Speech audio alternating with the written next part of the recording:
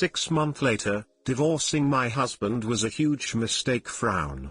If I could give anyone a piece of advice for divorce, it would be to not do it under normal circumstances. If your spouse is beating you or threatening you or your children, then of course get out and fast. In my case there was no mistreatment. We were together for 8 years, that was mostly good, and we have 4 kids. Right around 5 years I got a promotion at work, and I got it in my head that my ex was dragging me down, or at least holding me back from more success and a better life.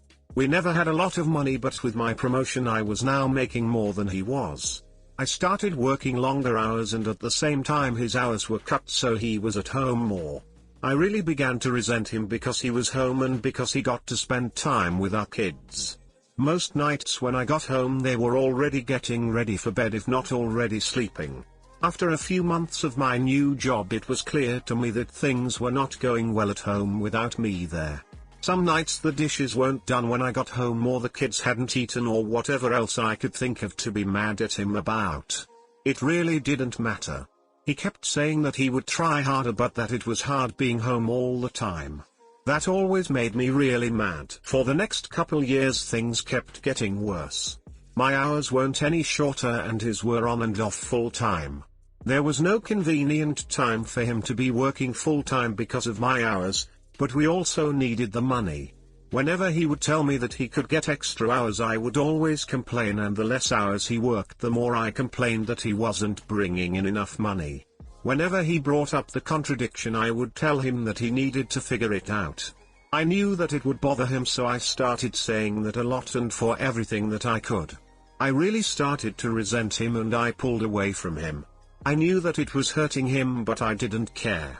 If he didn't want to be hurt, then he would at least try to make me happy.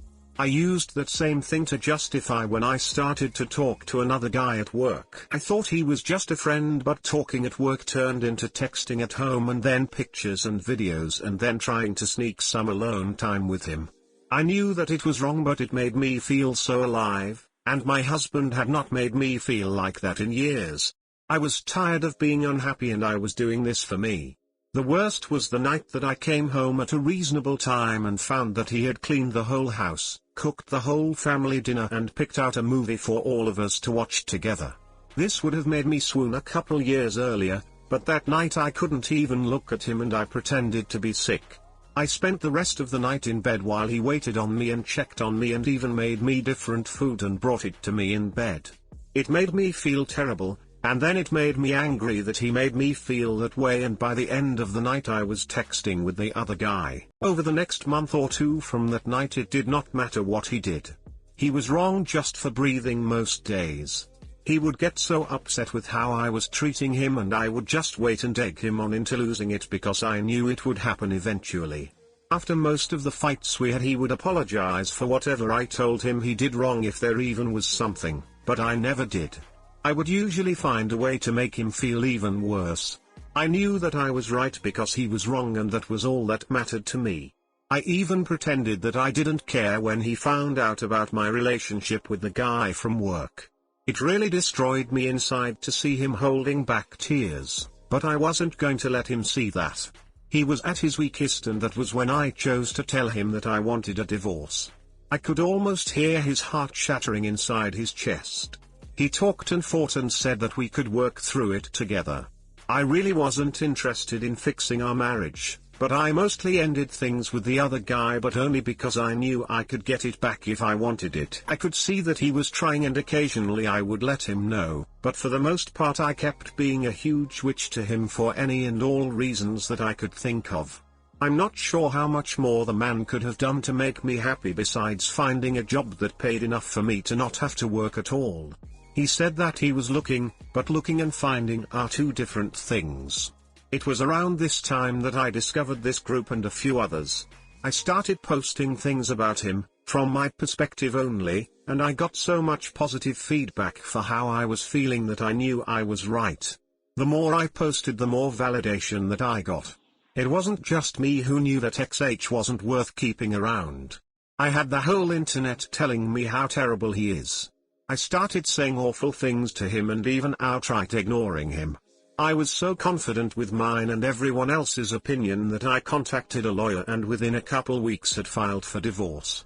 I continued to use this site and a couple others to validate my feelings and for encouragement to go through with it, and finally it was done. It went pretty smoothly. XH didn't ask for much besides to not get divorced and to try to work it all out. I didn't care about that though. He was broken, but I was free. I could do whatever I wanted without having to feel any guilt or answer to anybody. It was an amazing feeling of freedom. It didn't last long though. In the first month after he moved out I missed garbage day 3 times.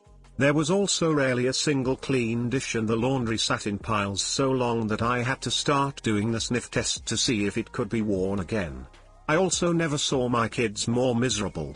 My oldest had seen some of the messages from the other guy months earlier and she knew that XH still wanted to try to work it out. It didn't take her long to stop talking to me at all except to say that she wanted to go to XH house. The others all told me that they wanted to live with XH too. I did my best to try to make them happy, but I ended up just buying them toys all the time and the happiness only lasted minutes. I also was having a lot of trouble with work. Being alone I couldn't work all those extra hours that I was expected to. I finally gave in and started calling XH to watch the kids. He would always come over as soon as he could and he always asked me if I needed anything.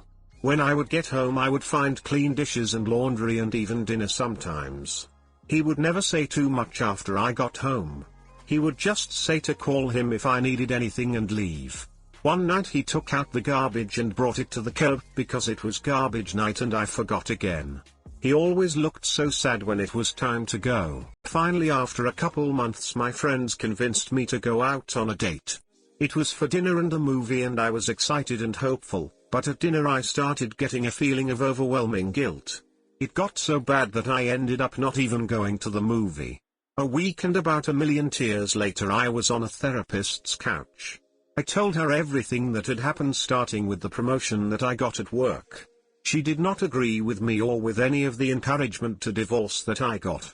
I ended up in her office 2 and sometimes 3 times a week, and the more that I talked to prove that I was right, the more that I started to see how wrong I was. It was truly heartbreaking. I don't know if I cried as much in my whole life as I did in the first month in her office. After about $2,000 of therapy sessions I learned that my XH had his faults, but I figured out that mine were so much worse.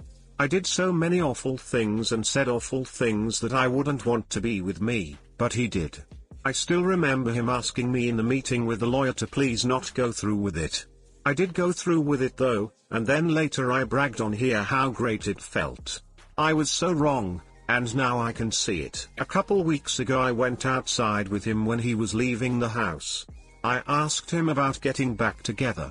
When he looked at me his eyes were full of tears and a couple went down his cheeks. He told me that he didn't know if he could. He said that the pain has been too much for too long and that if we got back together that I might just turn around and do it to him again. He said that he always thought that I would realize how much he loved me and stop up until I signed the divorce papers and let out a big over-exaggerated sigh of relief. He said that hurt him more than anything else and that he doesn't know if he can ever trust me again. I don't blame him.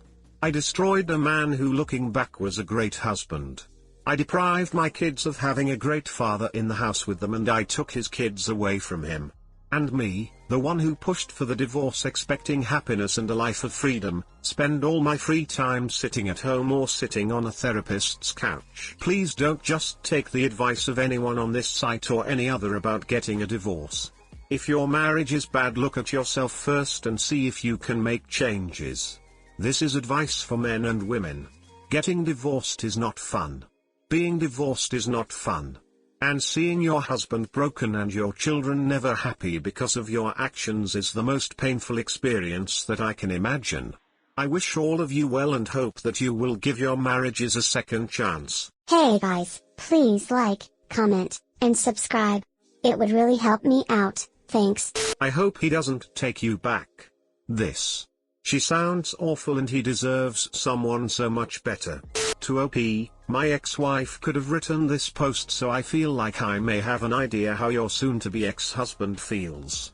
A year after the divorce, my ex-wife came to visit the kids and begged for me to talk to her as I was North Carolina on any topic not about the kids. She lamented her cheating, her cruelty, her constant fault-finding, but mostly she said she missed my friendship and could we please try again. Oh, how I longed to hear those words. I would have paid any price, made any promise, done anything to try again, but for the divorce. She was so happy hitting me over the head with it, and how happy she was going to be without me in her life. It broke me. My heart and my soul, my self-worth were tied up in our marriage, and she destroyed all of it. I couldn't possibly go back to her. I had escaped a prisoner of war camp, never to return. Dear OP, you are asking your ex-husband to return to a POW camp with only the weakest promise. Got the commandant won't torture and cruelly mistreated him this time. It is too big of a risk for him to take. Did you ever actually apologize to him or your kids? Please tell me that you are going to let him start having overnights with his kids. He and they don't deserve to be punished for the choices that you made. For real. Unless there's a factor of mistreatment, I can never understand people who don't attempt 50-50 custody. What did you bring to the relationship with your husband, who, by interpreting your words, brought you unconditional love? Could you tell us what exactly you are missing from the marriage, aside from the fact that being single is hard work? I'm reading the comments on here, and I'm looking at this from a different perspective. I really appreciate the candor of the OP, if this is real. It is very hard for anyone to accept responsibility or acknowledge their roles, good, bad, or ugly, in a marriage that leads to the dissolution of it. I appreciate her vulnerability and for having the guts to tell us. It is very hard for anyone to accept responsibility or acknowledge their roles. I read very little in accepting responsibility in OP's post. For some reason I could only see dislike of the consequences. Perspective from the other side, I was in your husband's situation. I was a good husband, I didn't make a lot of money then, and we couldn't afford the house she wanted because she changed jobs and makes significantly less to be closer to home and our kids. So she divorced me thinking she could somehow afford it herself. I will never get married again, I can't even stomach a relationship anymore for that matter. I don't hate women, but after the way my ex treated me during the divorce and the animosity she still shows me 3 years later, I can't even fathom letting her or even the chance of going through that back into my life anymore. The few times I have my kids, I can see the negative impact that the divorce continues to cause in them. My oldest is less social and more awkward than he should be, my girls act infantile and like children 2 to 3 years their junior. It breaks my heart. The best thing you can do is to let him go and hope that he can find some sort of new normal and happiness for himself if you care for him at all. Good. You're a cheater. I hope he doesn't take you back.